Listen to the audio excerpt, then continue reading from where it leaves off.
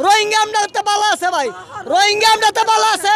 আমরা দুইটার দাম পাই না বাংলাদেশের নাগরিকে, আর ওই রোহিঙ্গারা কত সুন্দর খানা খাদ্য খাইতেছে, জমিদার মতন চলতেছে ভাই।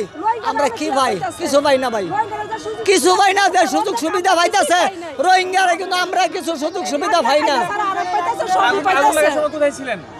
আমরা কাজে মাত্র আসছি, কাজে আমরা দুইজন একসাথে আসছি কাজেতে।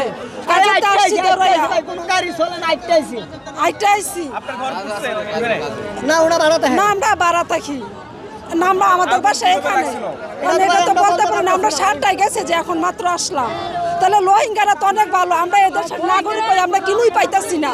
আমাদেরকে এমন 2 দিন পর পর যে আগুন কিভাবে লাগে, এটা তো কোনো সরকার এটার কোনো ইয়া করে না, কোনো সরকার এটার তদন্ত নেয় না, সিদ্ধান্ত নেয় না, কিছুই না। কয়দিন পর পরই আগুন লাগতেছে, 1 বছর পর পরই। এটাই তো তদন্ত করে কেউ বার করো। তাহলে এখন যেহেতু বছর গ্যাস আছে, গ্যাস উঠাই দেখ, যদি গ্যাসের থেকে লাগে তাই গ্যাস উঠাই নেবা নিয়ে যা। যদি গ্যাসের থেকে এটা তদন্ত করো, তদন্ত করে বার করো যেটা কিসের থেকে লাগতেছে।